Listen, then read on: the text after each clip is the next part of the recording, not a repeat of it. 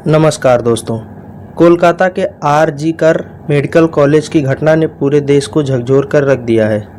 9 अगस्त 2024 की सुबह को ट्रेनी डॉक्टर संदिग्ध परिस्थितियों में मृत पाई गई। उनका शरीर अस्पताल के सेमिनार हॉल में अर्धनग्न अवस्था में पाया गया और शरीर पर कई गंभीर चोटें के निशान थे।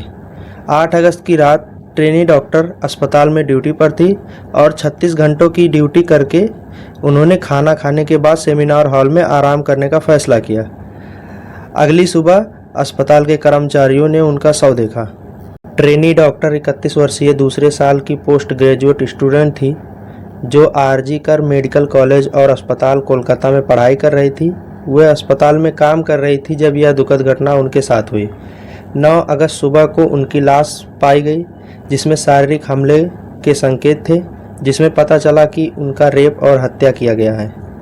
इस घटना ने चिकित्सा पेशेवरों को छात्रों के बीच व्यापक विरोध को जन्म दिया है, जो न्याय और स्वास्थ्य कर्मियों की सुरक्षा बढ़ाने की मांग कर रहे हैं। रात को 2 बजे के आसपास शिफ्ट खत्म करने के बाद उन्होंने अपने साथियों के साथ रात का खाना खाया और फिर सेमिनार हॉल में ओलंपिक मैच देखने चली गई, जहां पर उन्होंने नीरज चोपड़ा को चेस किया। मैच खत्म होने के बाद उनके साथी वहां से चले गए और वो वहीं पर सो गई, जिसके बाद यह दुखद घटना उनके साथ घटी। उनके साथी जब सुबह उन्हें देखने पहुंचे तो वे पहले से ही मृत पाई गई। उनके शरीर पर गंभीर चोटों के निशान थे, आंखों में कांच के टुकड़े और आंखों और मुंह से खून बह रहे थे। उनके गले की हड्डी इतनी तेज दबाई गई कि उनके गले की हड्डी तक टूट गई। यह मंजर इतना खतरनाक था, इतना भयंकर था, इसे हम शब्दों से बयां नहीं कर सकते।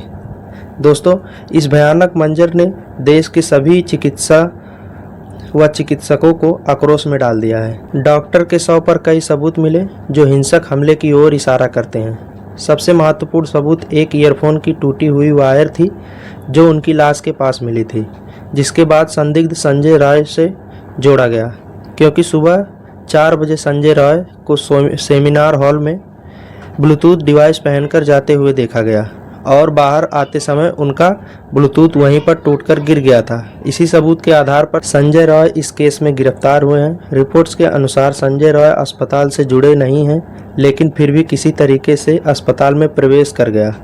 उनकी संलिप्तता का पता तब चलता है जब पुलिस ने घटनास्थल पर एक टूटी हुई ईयरफोन पाई गई जो उन्हें जोड़ता है। पोस्टमार्टम में उनकी लाश पर कई चोटों के निशान मिले। सभी सबूत बताते हैं कि उन्हें गंभीर शारीरिक हिंसा का सामना करना पड़ा। हालांकि ऐसा खौफनाक वारदात संजय अकेले नहीं दे सकते। जांच जारी है ताकि पता लगाया जा सके कि क्या और लोग भी इस घटना में उनके साथ शामिल हैं। डॉक्टर की दुखद मौत पर चिकित्सा समुदाय में गहरा शोक है। जूनियर डॉक्टरों और नर्सिंग स्टाफ ने काम बंद कर विरोध प्रदर्शन शुरू किया और जल्द से जल्द न्याय की मांग की। इस केस ने सोशल मीडिया पर काफ़ी लोगों का ध्यान आकर्षित किया, जहां लोगों ने अपराध की क्रूरता और अस्पताल में सुरक्षा की खामियों के खिलाफ नाराजगी जताई। वहीं सेमिनार हॉल में कुछ असामाजिक तत्वों ने तोड़फोड़ की, जिससे सेमिनार हॉल में मौजूद सभी सबूत मिट जाएं। रेप और हत्या से पहले पीड़िता के साथ बुरी तरह से मारपीट की गई। ऐसे कई चोटें हैं जिससे पता चलता है कि डॉक्टर ने पूरी ताकत से लड़ने की कोशिश की पर लड़ नहीं पाई। माना यह जाता है कि आरोपी ने डॉक्टर का मुंह बंद करने के लिए दीवार से उसका मुंह रगड़ दिया। आरोपी ने उनका गला इतनी जोर से दबाया कि गले की हड्डी टूट गई।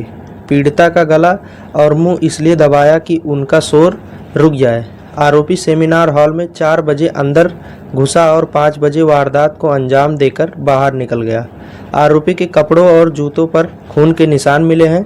1 घंटे के अंदर अंदर ये पूरी घटना हुई है। संजय रॉय, जिसे इस मामले में गिरफ्तार किया गया है, वे कोलकाता पुलिस से जुड़े हुए हैं।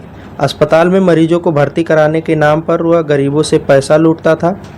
अगर अस्पताल में बेड अरेंज नहीं हो पाता था तो वह दूसरे अस्पताल में बेड अरेंज कराने का भी पैसा लेता था।